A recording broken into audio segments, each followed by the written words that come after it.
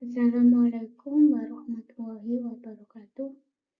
Perkenalkan, nama saya Rizkia Anissa Rusdi dengan NIM Y07218030. Saya di sini akan menjelaskan mengenai implementasi at-tawazun pembentukan akhlak sofistik sopan santun di Pondok Pesantren Rawdatul Muslimin, Kabupaten Nganjuk. Studi pendidikan formal Pondok Pesantren.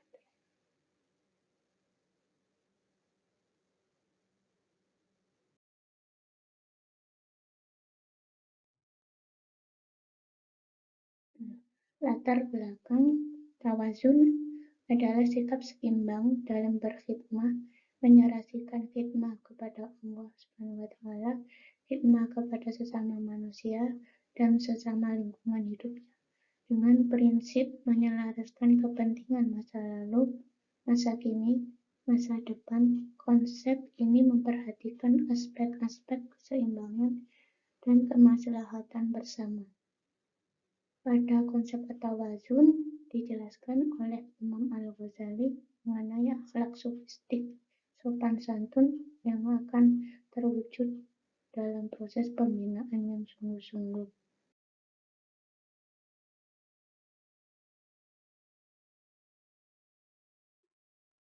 Teknik at-tawazun yang diterapkan di dalam pondok pesantren tersebut dilakukan dengan pengubahan tingkah laku dengan menyeimbangkan aspek lahiriah dan batiniah melalui taksir atau pemberian sanksi dan targhib pemberian motivasi yang melibatkan interaksi timbal balik guru dengan murid. Peran konsep at-tawazun ini sebagai sarana memperbaiki nafsu amarah yang direalisasikan dengan mujahadah, riyadhah, sikap takwa dan berpotensi untuk kemaslahatan semata. Teknik at-tawazun ini adalah teknik dengan model pemberian uswah hasanah, melibatkan keseimbangan antara guru dengan muridnya. Murid harus bertakzir dan berkhidmah pada gurunya, sedangkan seorang guru juga harus bertakzir dan berkhidmah pada muridnya. Perilaku santun menurut Nayami dan Majid tahun 2012 halaman 202 merupakan suatu tata laku dan perkataan yang tidak menentang etika dan norma yang berlaku, sehingga diwujudkan pada dirinya sendiri dan orang lain dengan tujuan yang baik. Sopan santun dalam Islam juga sudah sangat diprioritaskan dalam bentuk akhlak manusia. Akhlak sofistik sopan santun atau adab yang diberikan kepada santri di antaranya adalah adab kepada Allah, ini dengan menanamkan keimanan pada santri-santrinya. Salah satunya yakni dalam bentuk membiasakan membaca bismillah sebelum memulai sesuatu, mengajak memuji Allah dengan kalimat-kalimat yang indah, berbuat kebaikan hanya karena Allah, atau dalam rendah hati dan sikap tawadhu.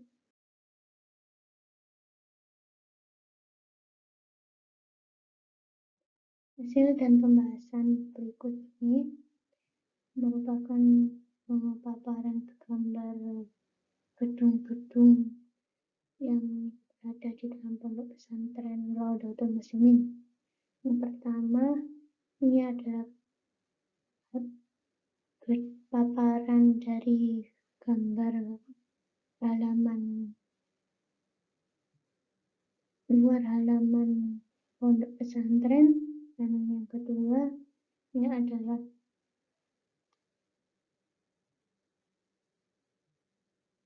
pondok pesantren Rawdatul Muslimin, tempat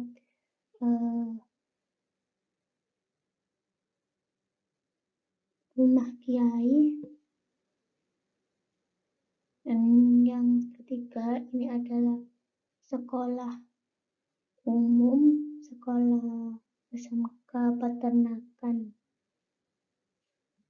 Yang keempat yakni MTS, gedung MTS punya sendiri Pondok Pesantren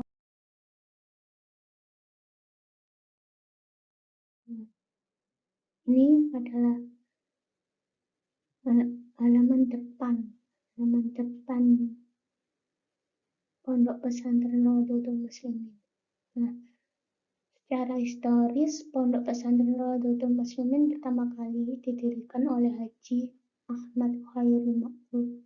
Berkembang pesat, beliau mampu mengembangkan pondok pesantren dan mendirikan sekolah MTS Nahdlatul Muslimin dengan nomor pokok Sekolah Nasional atau NPSN bernomorkan 205824449 berakreditasi B yang berada di Jalan Imam Bonjol nomor 7 Waungsono Ageng Prambon Nganjuk.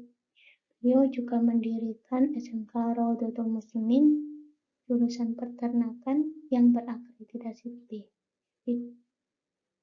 di Desa Wongsono Ageng.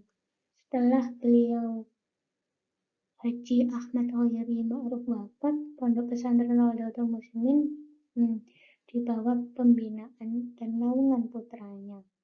Pengasuh pondok tersebut bernama Kiai Zainuddin Yazid dan pembina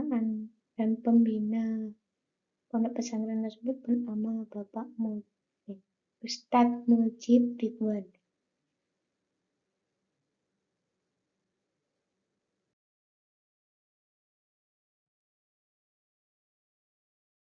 Nah, menurut letak geografisnya, Pondok Nahdlatul Muslimin terletak di Wongsona Ageng, Kecamatan Prambon, Kabupaten Nganjuk. Di bawah pondok pesantren ini berdekatan dengan MTS dan SMK Nahdlatul Muslimin, sehingga memudahkan para santri untuk belajar. Pondok Nahdlatul Muslimin, para santri dan santriwati biasa menimba ilmu agama sekaligus ilmu pengetahuan dan keterampilan yang diajarkan di pondok dan sekolah MTS SMK Nahdlatul Muslimin.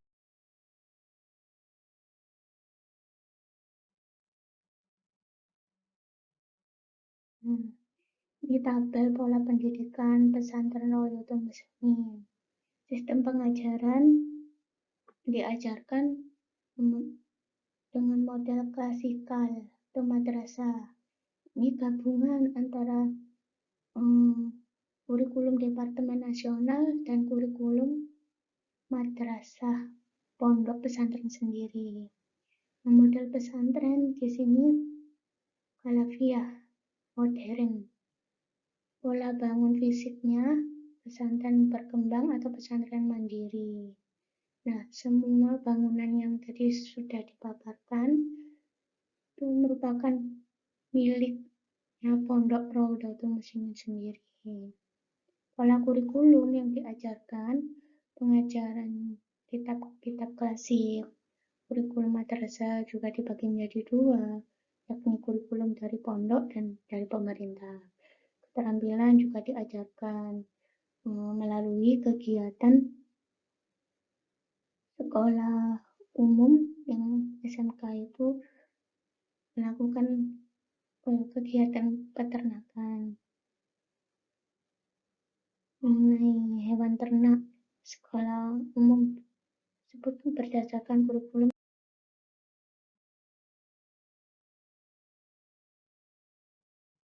sistem dakwah pondok pesantren yang diterapkan pondok pesantren Nahdlatul Muslimin dalam membentuk akhlak sofistik atau sopan santun menggunakan sistem terbuka yang diimplementasikan dengan metode dakwah perbaikan akhlak mujahadah melalui nilai-nilai at-tawasun, menyeimbangkan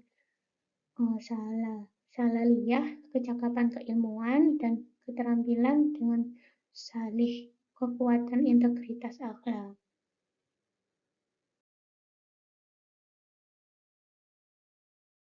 Dari segi penerapannya, Pondok Pesantren Nahdlatul Muslimin yaitu dengan cara pimpinan dan dewan guru menghimbau para santrinya yang melanggar peraturan pesantren harus mentaati aturan yang telah ditetapkan. Nasihat itu biasanya disampaikan oleh para pembina pondok pesantren di rumah pemimpin atau di dilakukan dengan cara memanggil santri tersebut.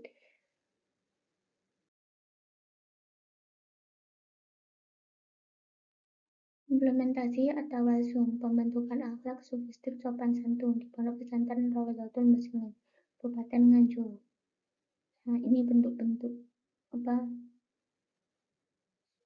nilai-nilai di pesantren yang harus diterapkan mengenai uswah hasanah, keteladanan, tahsin, dan khidmah, silaturahim, syiasyah, dan mengirim santri ke suatu daerah, tarhib, taksir, melakukan kegiatan secara bertahap dan istiqomah, pepatah mega kalemar aing sektaleko, berarti menangkap ikan wader, airnya jangan sampai keruh. Yang selanjutnya mengenai teknik seni, terakhir mengenai bentuk nilai akhlak, salih, mengenai kasih sayang, sabar, zuhud dan warok, ikhlas dan tawadu, salahiyah, mengenai alim, pandai berkomunikasi.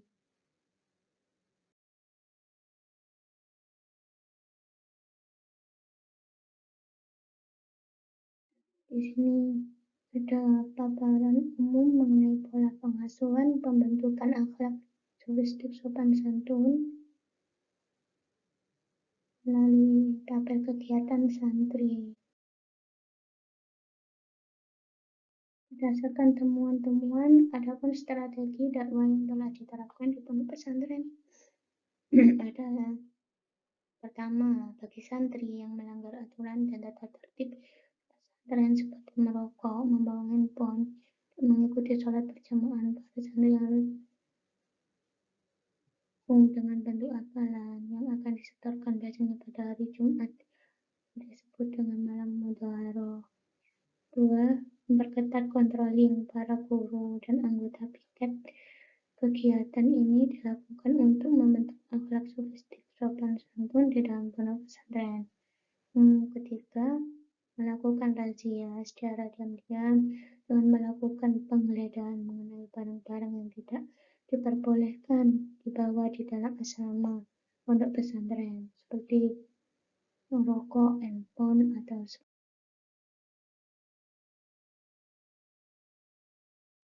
keempat, dalam pembentukan akhlakul karimah, nilai-nilai at-tawazun dimasukkan dalam proses kegiatan. Para santri dikenalkan dengan uswah hasanah. Dalam prakteknya, para santri diajarkan oleh ustadznya melemahkan hawa nafsu buruk itu dengan melakukan mujahadah. Dalam praktek mujahadah tersebut, seorang ustadz menjadi murabi atau figur panutan. Seorang ustadz menyampaikan ilmunya dan memberi tantangan kepada santrinya dengan melakukan kegiatan mujahadah secara istiqomah.